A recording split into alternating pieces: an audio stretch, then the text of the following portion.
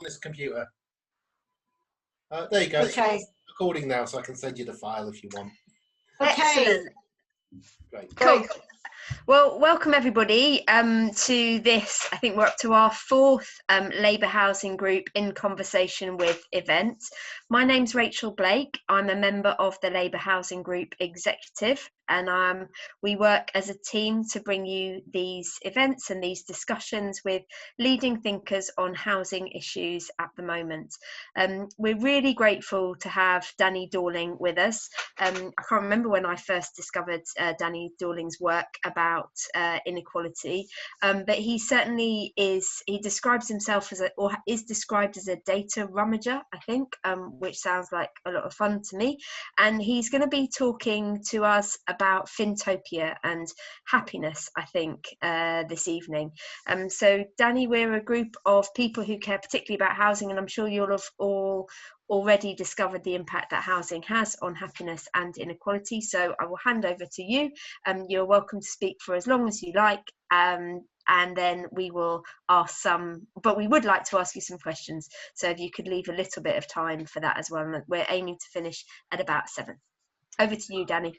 Okay, I'm not planning to speak for very long, maybe 15 minutes, because I find it much more interesting to do questions and answers, and the longer this pandemic goes on, the more and more I find it interesting to do questions and answers.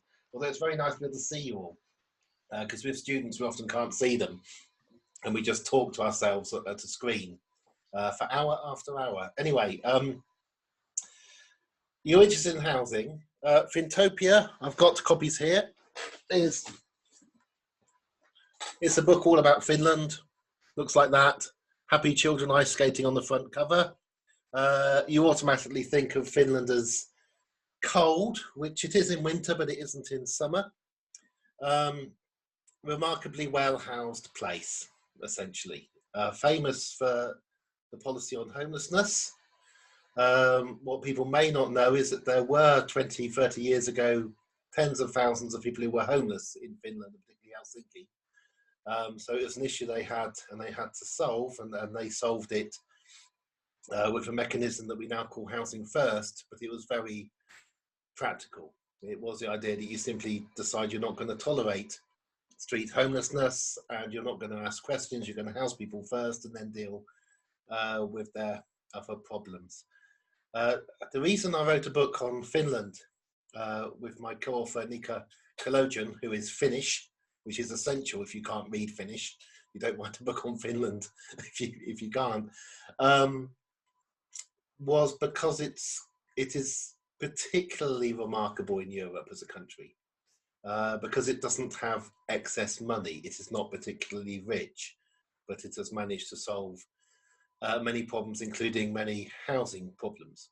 If you talk to Finns, they will automatically tell you about their problems and how expensive housing is and so on. So it's just when you compare Finland to other countries, of course, it's a spectrum. The other Nordic countries are pretty good, Germany's pretty good, the Netherlands isn't bad. But the nice thing for us about Finland is it shows what's possible when you don't have very much money, and we are not going to have very much money, no matter how, what particular monetary theory you might believe or how much you think can be printed. England in particular is going to have to sort itself out without the advantage that it had in the past, which was riches. I think it's George Orwell who said soon after the Second World War that the British people didn't really understand that they could have a welfare state because they still had the tail end of an empire. When we were building those huge numbers of decent council houses, the 3-bed semis and so on with the big gardens, we were partly doing that off the back of the tail end of money that we were making from India and a series of countries in Africa and so on. Finland has had to sort out its problems without colonies. In fact, Finland famously was a colony. It's a colony of Russia, a colony of Sweden, amongst others. And it's a particularly pragmatic Finnish attitude to things that has got Finland through. I won't go on too much about Finland, but the point is you can't suddenly make yourself Finland. This is of more interest to people in Scotland for obvious reasons than it is for you. Because lots of people in Scotland have ideas about what they could suddenly do if they were suddenly allowed to do it. And the point of writing the book Finntopia was partly to try to show that it's taken generations to achieve what they've achieved in Finland, but it is entirely possible to do so. And the other point of it was to say that you cannot just solve one problem on its own. If you look around the world, so my only claim to ability as a geographer, I'm a geographer, so I look at data and look at data for different countries. And if you look around the world, you don't find a country that has solved its housing problems but not other problems, or solved its health problems but not other problems, or solved its education problems but not other problems. And this is the point of a Labour Party. You know, if you want to reason, if you're sometimes feeling, why on earth am I involved in a political party? Why am I not involved in a pressure group or something else? I can't stand this anymore. I have to go to these bloody meetings. Actually, knowing that if you don't do it all at once or all in concert, it doesn't work. Not saying that pressure groups aren't useful, but it's just a coincidence of seeing, you know, why do the Finns manage to create a system in which they house each other, in which they don't have to see people in the gutter and so on?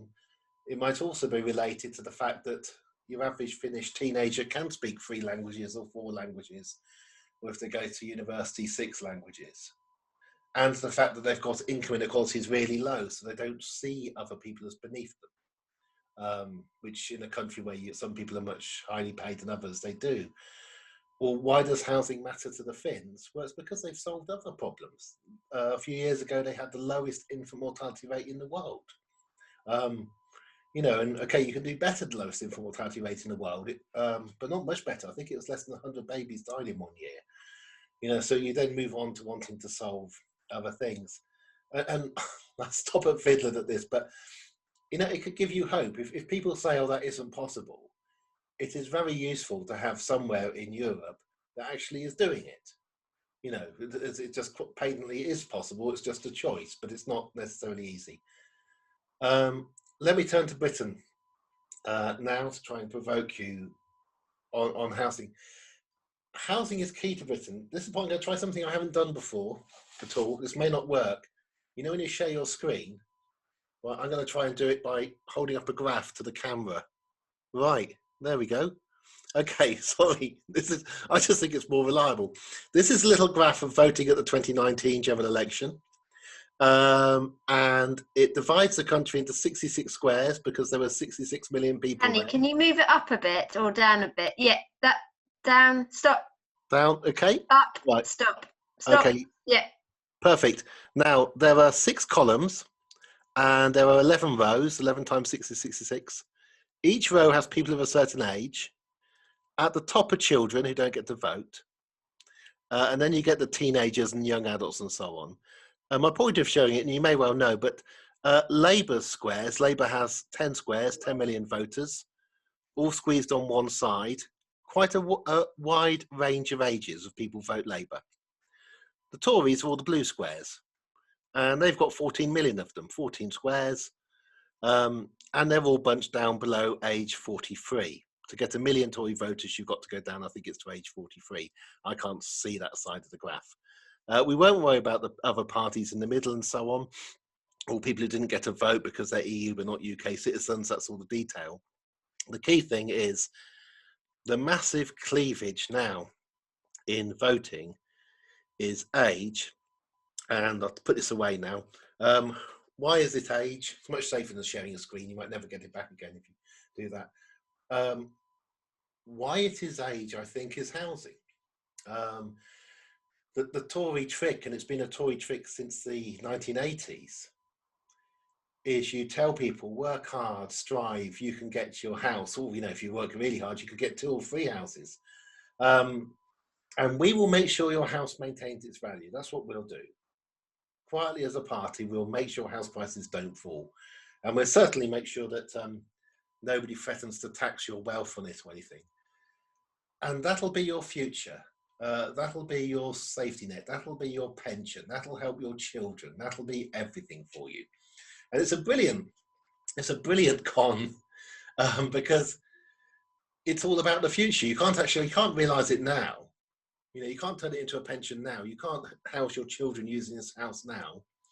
But don't you worry. If you live in Oxford, that 3-bedroom semi might be worth £550,000. That's a fortune. You know, all you've got to do is move a couple of 100 miles and sell it, and you'll be absolutely okay. Just don't vote for those dangerous left wingers who want to take what you've worked hard for away. And the reason why I think increasingly that this is so important, it's just a strengthening of this pattern over time. There was a lovely graphic in 1993. If anybody can remember negative equity, 89, 1991, the Conservatives lost control of the outer boroughs of London. And the map was called The Incredible Shrinking Tories. And what happened is that Conservative voters, when their houses fell in price in the early 90s, didn't bother to vote. They didn't vote Labour. It's a bit like the last election. Labour lost because 2 million Labour voters didn't vote. But when Conservatives see their house prices fall, they stop voting Conservative and sulk. They might vote Liberal.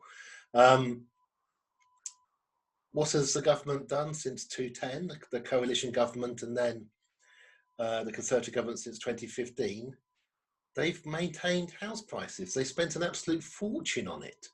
Help to Buy, 40% discounts in London, 40% protected by government, so the banks weren't even taking the risk. All of that was to hold house prices up. And I sometimes feel a bit stupid on this, in that a senior civil servant once told me, when I was doing a talk for the civil service about housing affordability, just came up and said, "You do know we're trying to keep house prices up." And I went, "Why are you trying to keep house prices up?" And he went, "Well, it's one of our indicators of economic success. If London in particular is a high house price city, that means it's doing well economically. It means that people are being paid a lot of money in London. They can afford to buy the houses or pay the rent. There's no problem with high house prices. It's just actually a sign of success." But we don't tell everybody that because it makes them a bit upset sometimes. But we have no intention of trying to reduce the rent or reduce the house prices. It goes against our beliefs about what is good economically.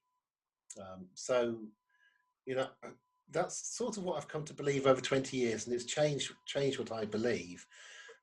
The situation now is really interesting. The data is incredibly unreliable. The housing industry is chucking out report after report saying we're still in some kind of housing boom. ONS, because they had to deal with the pandemic, took unprecedented steps of not releasing their house price data since February, and only releasing it very, very slowly because the number of transactions was too low. And they said it didn't represent a fair view of the market. So I'll get on to talk about renting in a minute. I will be quick on this. We know that people who can are trying to leave London, who are not forced to be there. I'm in Oxford at the moment. There are very few sold signs, I'll just put it like that. But a lot of people with vested interest in the market who want to say it's still healthy. House prices haven't fallen. But I don't see a huge amount of evidence for them not falling. Tragically, of course, roughly 50,000 people, mainly very old, have died, more than would normally die. Roughly half of those people lived on their own, and most of them, because of their age, own their house.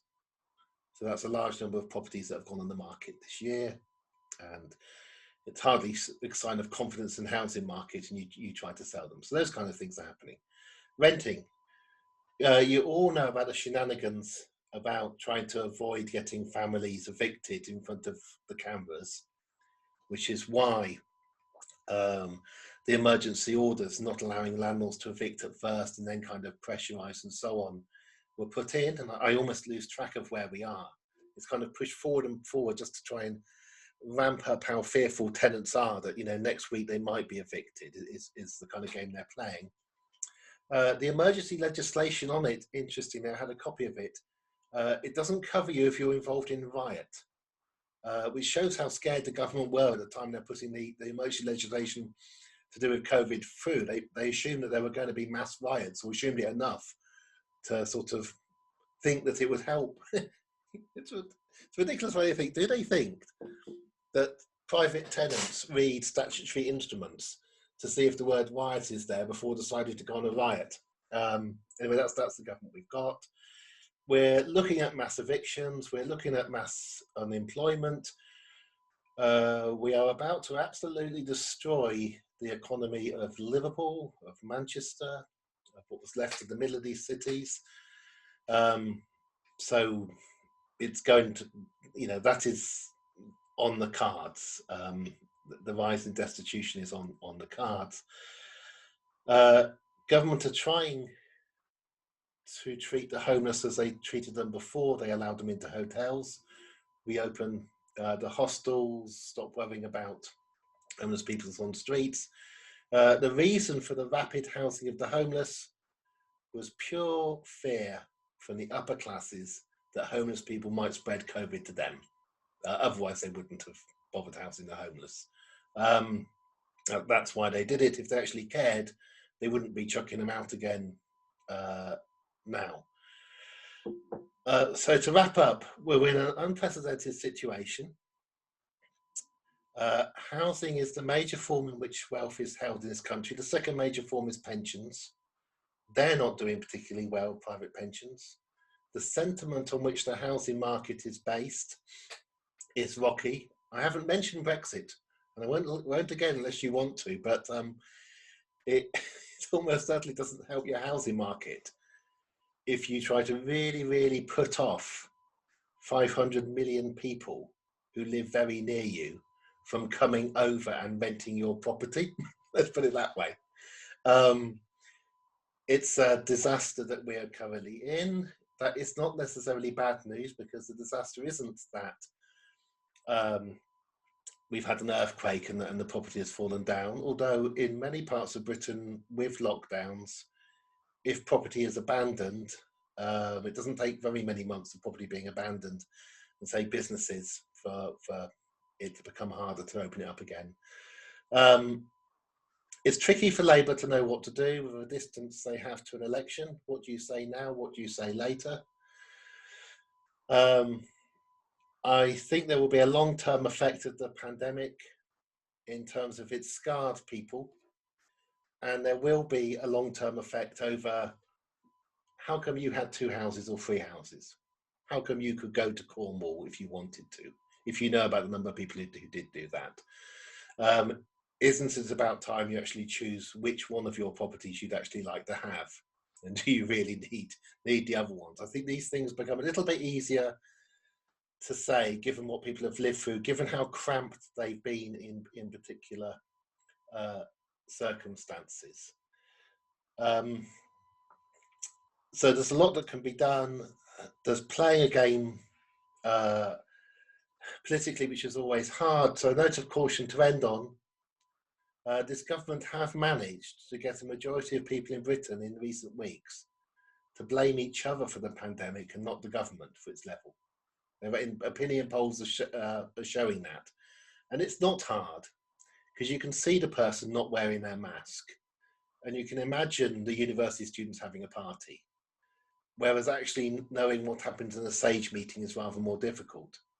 And it's tricky for Labour what they say immediately about housing.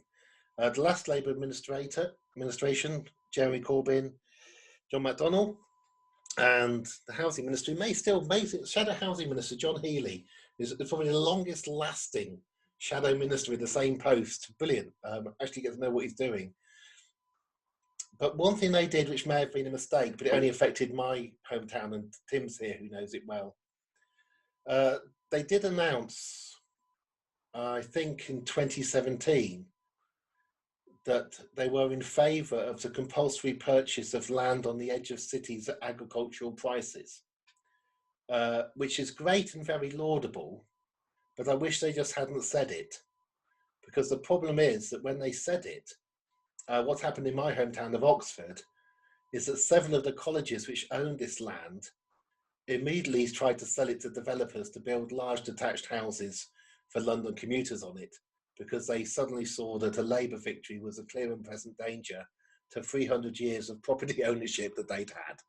So the last thing I'll say is, you don't necessarily say what you're going to do, either if it won't actually help you win votes, or if it might result in the very opposite to what you want, which in the case of my home city is, unless COVID intervenes and helps, houses costing $1 million or $2 million on the edge of a city in which almost no nurses can afford to live. I hope that's been of some use. I really do hope you've got questions. That is about 20 minutes, so that's long enough of me talking at you. Thanks very much. Thanks, Danny. That's absolutely brilliant. And I think I've learnt as much about politics as I have about geography and data, and certainly a reminder about keep on going with the Labour Party meetings. And also I think the really interesting point that you make about knowing what we need to do, but not sure whether it's electable. And I think maybe the green belt might come into that if somebody wants to ask a question about that. So I will ask if Jane wants to unmute and put her question. Jane Corbett. So Danny, I'm up in Liverpool. I put a nice easy question for you. If you were Prime Minister for a year and you'd got in with a good majority, what would you do for that year? So it basically goes back to your question about you can't only do one thing at a time. But anyway, go on. Okay, that was with how the future could really look if we were in. That'd be different. I'd repeal assured short hold tenancies, that Margaret Thatcher Act, that means you can be kicked out with 2 months' notice and so on. And that's a very quick one to do, and replace it. Well, hopefully you'd have spent some time beforehand to decide carefully what your replacement would be. But we have enough different examples from enough countries in Europe, and you can have huge arguments about them. But the fundamental thing is they're almost all better, just in terms of human rights and the fact this is a home to ours. So that would be the first one. The second one would be replacing council tax with something more progressive. Doesn't have to be perfect. And again, I'm very much not into not has to be perfect, because what we often do on the left is endless arguments about utopia. And I'm all in favour of land value taxes. But to be honest, adding council tax bands, MNOPQRS, like little cat Z, if you know your Dr. Seuss, so that somebody who's got a mansion worth 50 million is on council tax band Z. I think it'd be highly popular and people would understand that. Whereas if you say we'll have a wealth tax on property which is the same rate as the Irish rate, which is 0.08%, hardly anybody knows what 0.08% or whatever is. I may have got that wrong by a factor of 10, it doesn't matter. But anyway, explain that council tax is extremely unfair and replace it with something fairer. And those are the two immediate things. And they're partly because solving the thing that most people are more worried about, which is street homelessness, as soon as they don't worry about themselves, it is solved by not having a housing system which is so terrible that in the case of London or Oxford, pretty rich students end up renting somewhere that was pretty dire, and so it's not available to people whose lives are often falling apart and who normally live in that place. So you have to solve the problem across the board. The decent taxation on housing is the encouragement not to own 2 or 3 properties, unless you really want to and you love paying tax. In which case, if somebody has a fetish and likes having an empty 6-bedroom house that's spare to them, let them do it. Just have a very high wealth tax that's even higher if you don't have it to occupy that home that you're in. That all sounds good to me. I'm sure we'll all go away thinking about what we would do as well. So thanks for that brilliant question, Jane. I'm going to take Robert's question and Tim Lund's question together because I think they're both particularly about Finnish local authorities or Finnish arrangements. So I'll take Robert and then Tim together, please. So Robert, do you want to come in? And Robert Sale?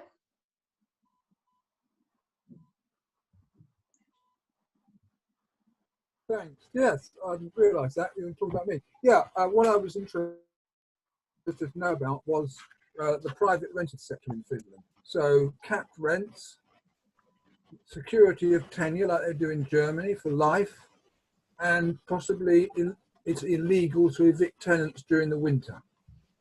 Is that what they do? Thanks, Robert. Danny, can I just ask Tim Lund to come in as well? Because then it's just a general thing about local government as well. So, Tim? Okay, you can hear me? Yeah. Kind of spookily, I have a nephew who's married to a Finn who actually now lives in Utrecht.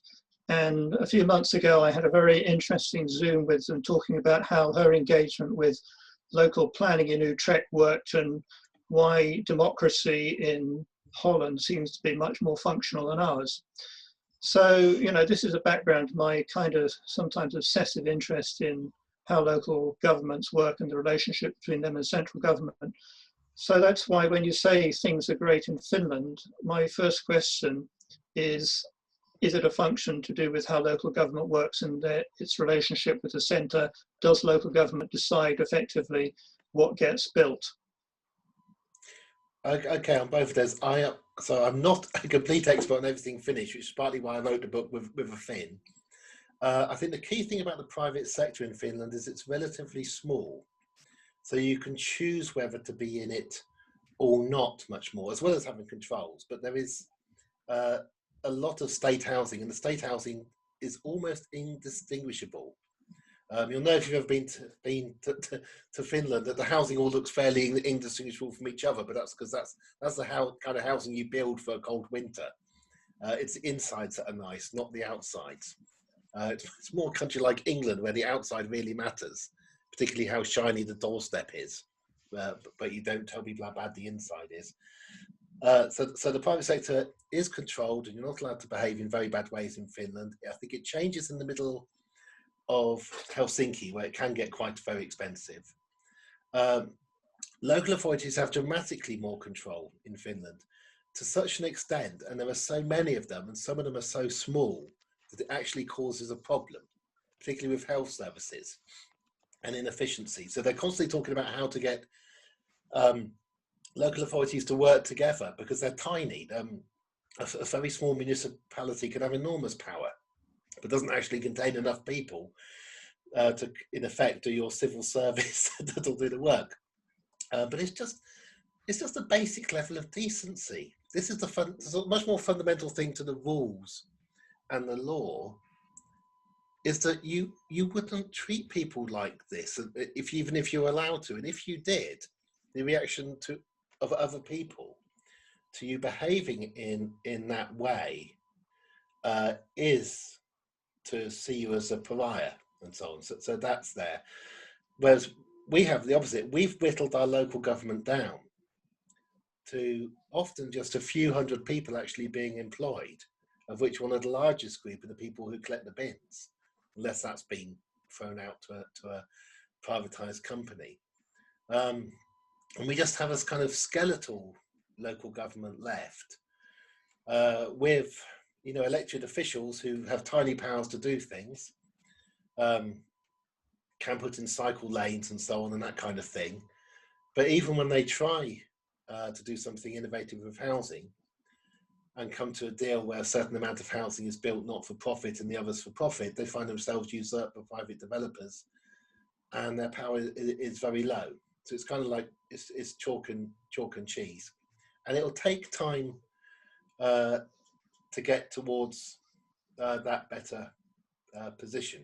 You don't get it overnight, and this is, I think, one tricky thing for left-wing politics is trying to explain to people that it is not about immediately giving you jam in the next 5 years.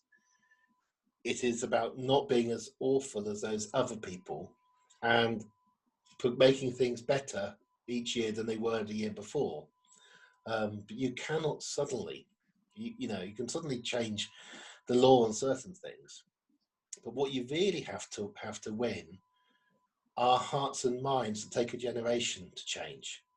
And in this country, being the opposite to Finland, England is the most unequal in Europe. Thatcher won. She said, the real goal is the hearts and minds. We need to make people individualistic, selfish, caring about themselves. The power of that will be enormous. And so that's a huge thing to begin to try to reverse. You're trying to give a sort of sense of responsibility and sharing into a generation whose parents had it ripped out of them. But don't want to be bleak about it, but that's the trickiness of the situation we're in, and the myth of get yourself on the housing ladder, that will sort you out. It's incredibly powerful.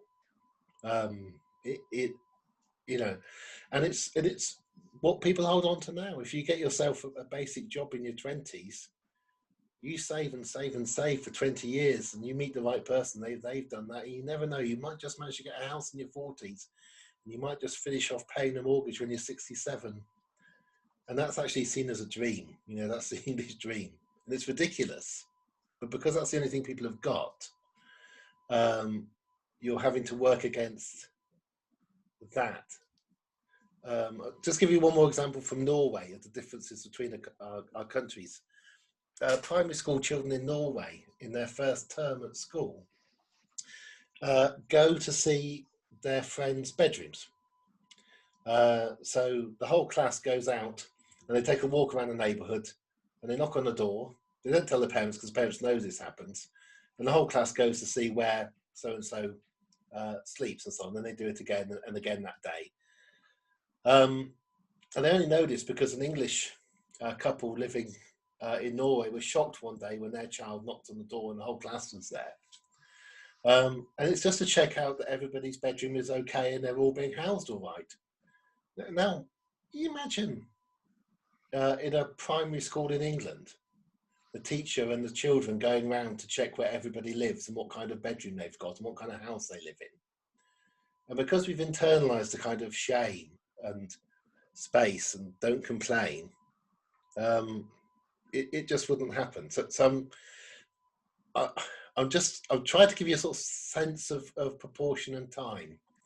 It takes a generation to actually get what they've got, and it's dangerous to think you can have it immediately. It doesn't mean you shouldn't strive for it, but perfectly right. But there's a danger of, well, first of all, people saying that's impossible, and you're not getting into power, but secondly, getting into power and disappointing. Whereas if you say, yes, it's hard work and it'll take longer, it's harder for people to criticize you for suggesting something that's impossible. If you say, the first 2 years will be tough, the next years will be tough, but after 5 years, it'll be better than the beginning. And it's also easier to keep going without being massively disappointed because the New Jerusalem has not been built. And I think that kind of realism is needed, and I very much like the Labour Party of 2015 to 2019, but there was a kind of lack of realism of what would actually happen in a short amount of time. And how you look back on it, and it's great, but at the time of inequalities falling, it often doesn't feel great. The biggest fall in inequalities in this country occurred in the 1920s and 1930s. Miners' strike in 1921, general strike in 26. 1930s mass unemployment. All the time, the gap between rich and poor was falling. All the time, the number of people who were servants was falling. All the time, the value of the big country houses was falling. And then the wars. All the time, we were becoming more equal. But it didn't feel... Falls in inequality are not actually often associated with joyous happiness. They're associated with the rich seeing that their wealth falling faster and the poor going on strike and scrabbling to keep what they've got. And during those circumstances, the gap comes together. But it's not pressing a button and everything is okay. Sorry, I promised to a shorter answer next. Thanks, Danny. And there's a question here about something a bit more optimistic, so I'll give you a bit of a time to think about that as well. But I've got Sheila and Andy wanted to ask a bit more detail about Finland. So Sheila, will you come in? Yes, we had a fringe meeting at Labour Party conference, the Connected conference a few weeks ago, about housing as a right, and if it was a human right in this country, it would be a big step in the path of ending homelessness. And I wondered if Finland has adopted that concept of housing as a human right, and if not, are they working on it? And should we do it here? And Andy? Yeah, thanks, Rachel. Yeah, I wanted to ask about the size of public housing and particularly cooperative housing in Finland. Okay. I don't think they've enshrined it as a human right. In fact, Finland is somewhat behind in terms of human rights. So when Annika and me were writing this book, Finntopia, we tried to concentrate on what was not good in Finland, what wasn't working, because it's easy to write, you know, Finland ranks first, second or third on over 100 social statistics. And one of the complaints of things, well, they've got a fascist party, admittedly one of Europe's cuddliest fascist parties, but I didn't say that, but, you know, for the Free Finns are not nice, but don't win. In terms of human rights, Finland is slightly slow on rights to be who you want, rights of identity, ability to change sex and so on. We have a section of that in the book. So the housing thing wasn't done through saying you have a right and it has to happen. It was actually a very pragmatic man. I've lost. Okay, it's not a tiny country. It's not big. I've forgotten his name. A very pragmatic man and a group of people who decided they were going to do this and got the government to fund them to actually sort out the housing first. And I wish I could remember his name, but perhaps it's good I can't, because he came over to England and he actually phoned me up because he heard us writing this book and came to my office. And the reason he'd been over to England was he'd been invited to a meeting in the Thames Valley of local authorities interested in housing first and how to solve it. Labour wants. And he just said to me, he said, you've got decades to go, you don't understand. You just have to do it. You just have to decide you're going to do it and do it. And there's this kind of practical nature to Finnish people of, if you are going to get grants from the government to help you do something, you don't waste the money from that. Particularly if you were to waste the money, you would have problems actually housing the last few people that you're going to house. Their housing statistics are unbelievable. They know to the nearest person how many teenagers are homeless. When they say 16 homeless teenagers, they mean 16. When they say 37 others, the difference between our rough sleeper count and who you can be bothered to do and this kind of meticulous thing is incredible. So that was a question about rights. What was the other question? It's about public housing and cooperative housing. I don't know about the cooperative housing. I'm sure it happens. The public housing is large, but more importantly, doesn't look any different and is mixed up. And there's lots of concern whenever it looks as if there's going to be an area with more concentration of private housing than public. They worry, and partly because schools. They have the best schooling system on the planet, true comprehensive schools with the best results on the planet. I mean, unbelievable. Writing a book with somebody who's about 22, who has better English than me, better maths than me, and speaks 8 languages, you know, it's ridiculous. And here's the thing about the housing. If you do have the best system of comprehensive schooling in the world, with less than 1% not using your comprehensive schools, and all the schools are incredibly good, so the parents don't have to worry about what school their child goes to, you really, really worry about somebody building a set of social housing in one area with no private housing, because that'll muck up your school system. They have worries about, they've had a lot of refugees recently, and they have worries about racism and people trying to avoid the areas where the Somali refugees are. Now, those areas will be where there is more social housing. And so that their policy on housing is intricately linked to the success of the education system. Because you can't have a good education system if you have a divided housing system. And it works. And this isn't, what's really funny is, it's that they're not a sort of set of believers like you. There were sets of people like you in the 60s and 70s in Finland who argued for this and got it going. They're doing this just because it's sensible. It's cheap, it's effective. The best way to get a good education system is a comprehensive education system where every school's good. You get a far better education that way than any other way. It's not an idealistic thing, it's not morals, it's just better. So they've slowly discovered a way that is better. And it isn't led, interestingly, by, so it's not evangelical. Finns do not go around the world saying, you should be like us, we're great, why didn't you adopt, they just don't do that. They do worry about the things that don't work. There probably is somebody Finnish watching, of the people who got their cameras turned off, and they're probably sitting there going, God, he doesn't know how bad it is, and I left, and, the issue about gambling or drinking or whatever. Incredibly introspective and looking for things going wrong and careful. Finland has been stockpiling PPE, which you now know what PPE is, since 1957, which was not even the last big flu pandemic. But they stockpile it because you might need it, because it's sensible. Why would you not stockpile PPE? Because of course a pandemic's going to happen. Now, that might get a bit grating for some people, that degree of preparedness and, sensibleness and so on. But it does sort things out. And I think we do need to begin to say other places have done this.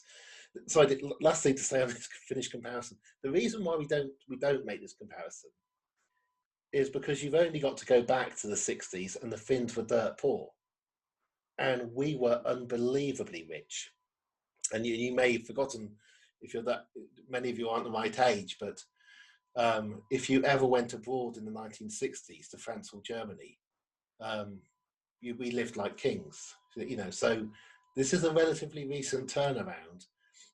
And it's also a bit hard for some people to take that we squandered our oil wealth, we squandered the last of the empire. We have fallen down so far, and meanwhile, somewhere with all the disadvantages in the world, on the edge of Russia during the middle of the Cold War, without great oil reserves like Norway or anything else, has quietly achieved this. So there's a patriotism problem with selling this, and you do have to explain it's patriotic to want to have a better country with less poverty and better housing systems and so on, I think. Thank you, Danny. We've got Peter Moss, and then I'm going to ask Peter Moss and then Dermot McKibben to come in. Peter? Hi, yes, thanks, Danny. Peter Moss, Deputy Leader at Preston City Council. Really grateful for your time this evening. It was probably much of a tongue-in-cheek question as much as anything, but I just wondered really, in terms of housing in the UK, is there anything positive we can latch on to in terms of a good news story? Thank you. And then Dermot. Danny, does Finland have a universal basic income system, and how does it work, and how relevant is it to the UK? Okay, I'll do that one first because that's easier. Finland's been at the head of the world in experiments in universal basic income. Whole series of experiments of applying it to see if it works or not. Like I say, they're not idealistic. If it doesn't work, they won't do it. But they try it. The most recent one does suggest that it is worthwhile.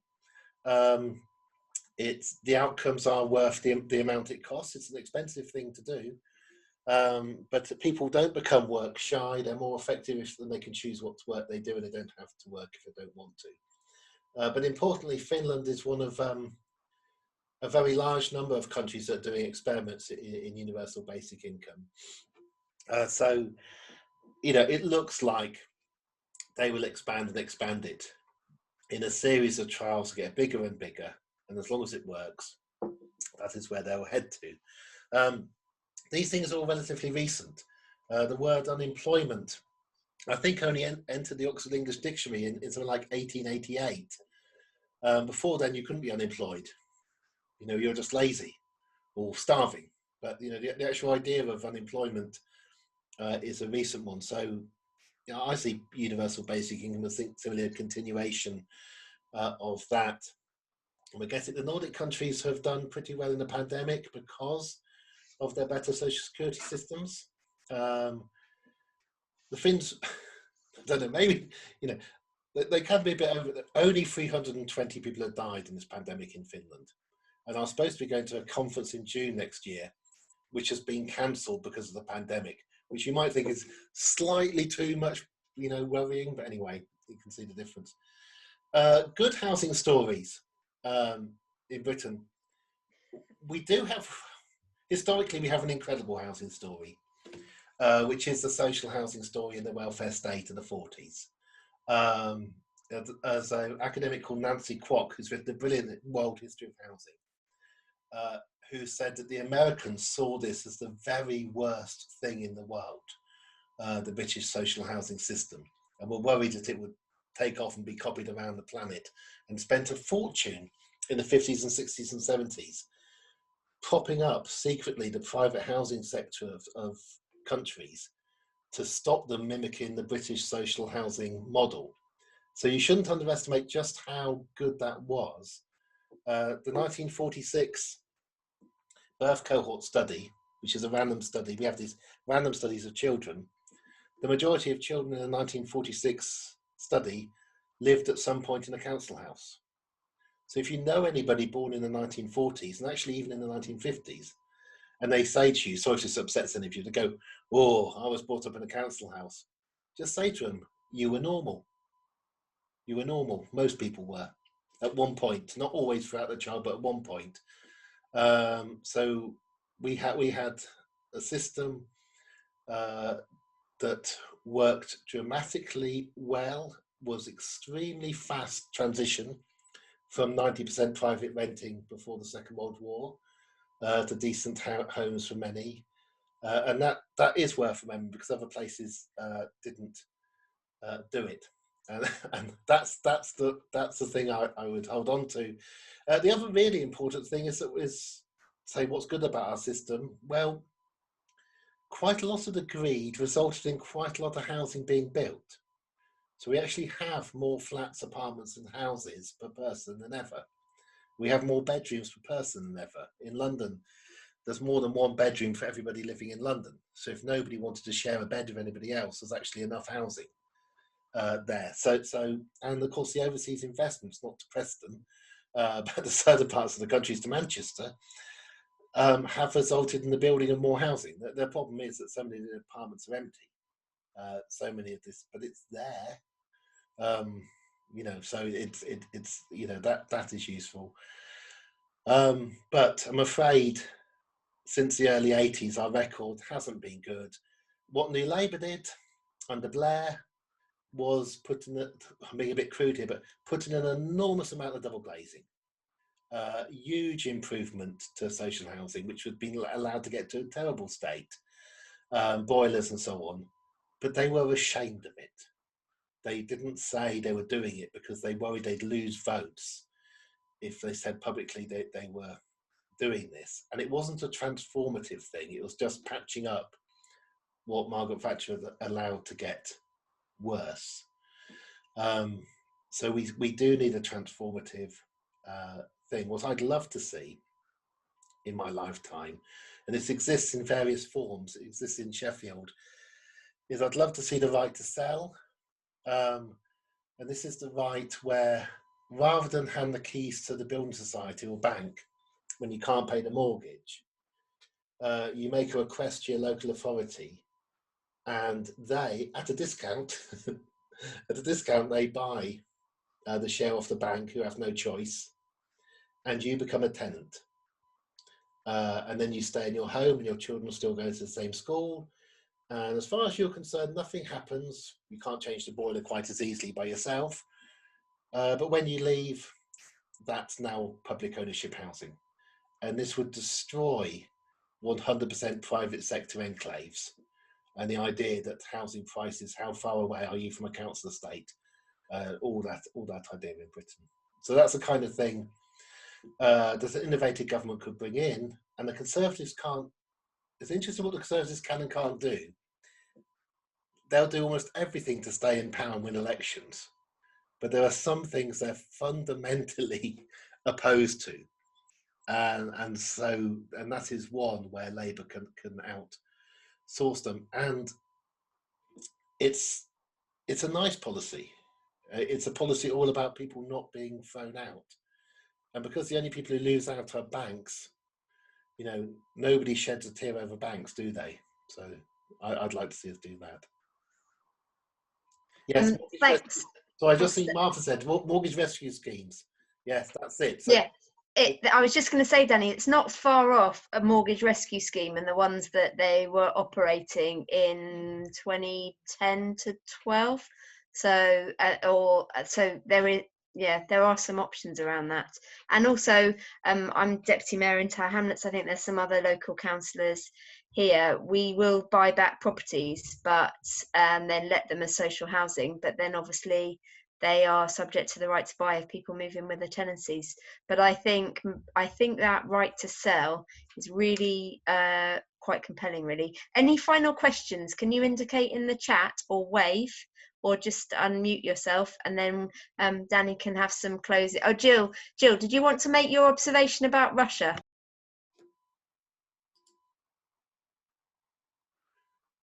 Unmute, Jill. Yeah. I just wondered, Danny, because I have been to Finland, and it seems to me that part of the issue in Finland is they're next to Russia. They were a colony themselves, and pragmatically, they knew for years they couldn't push the Russians too far. So they're very pragmatic, and they don't have that imperial hangover. So it's kind of cultural, isn't it?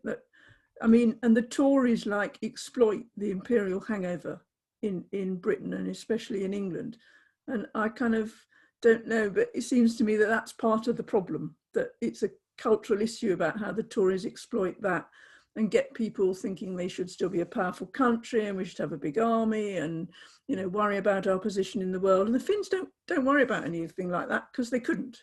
No, and this is another way we shouldn't beat ourselves up about things.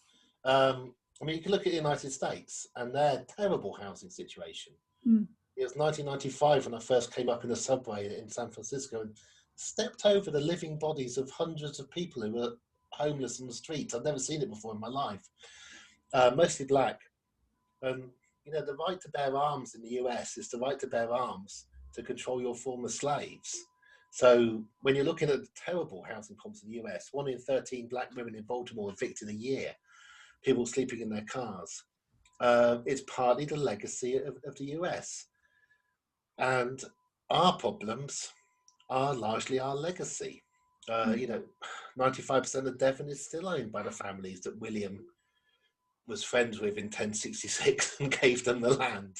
It's pretty unique. The rest of Europe has seen the tanks go back and forth over it within the lifetimes of grandparents, which creates you a different idea about the permeability and endurance of housing, and also what matters most. It's not simply our inability that has got us into this particular situation, but you can go back and look at previous empires. The richest place before England in the world was United Provinces in what's now the Netherlands. And they've sorted themselves out now, despite all their arrogance, a long time ago. But the Swedish Empire wasn't great, and they've sorted themselves out now. But we are, in a way, the last empire that's still not kicked the habit and the arrogance. And when we do it, that'll leave the Americans as the next people to deal with their problem. But yes, I agree. That's partly there. The other thing to say about Finland on this is, if they didn't do it, people would just leave.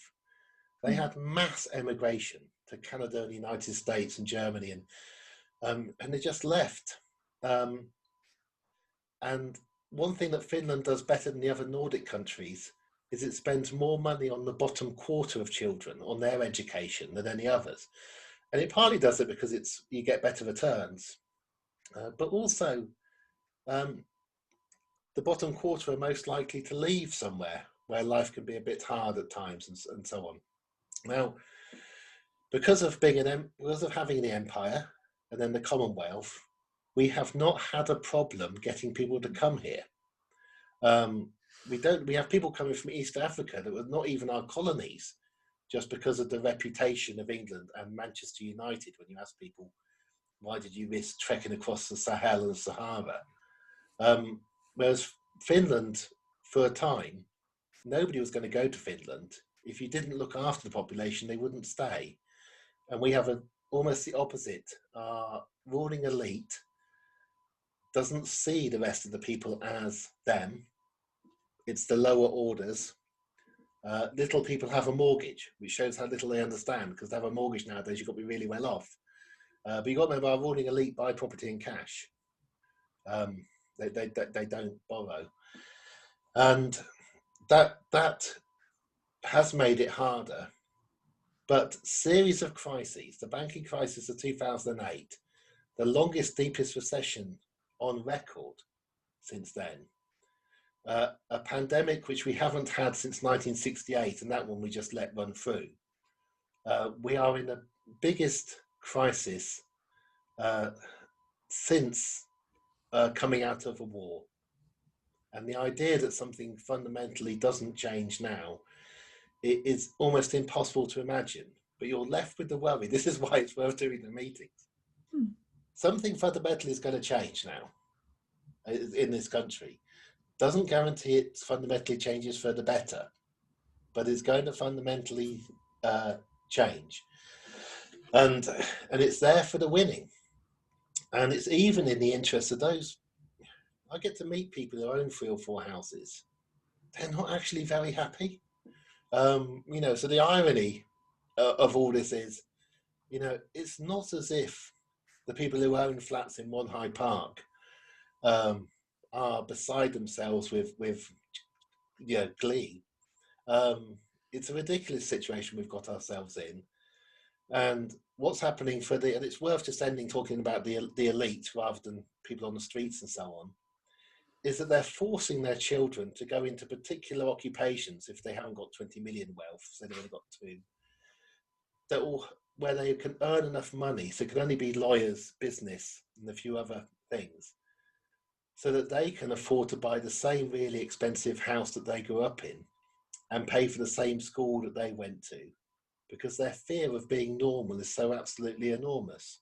And they've got themselves into this situation, which makes it very hard to sell logically to a population. And hence they're forced to do whatever they can to hold up house prices.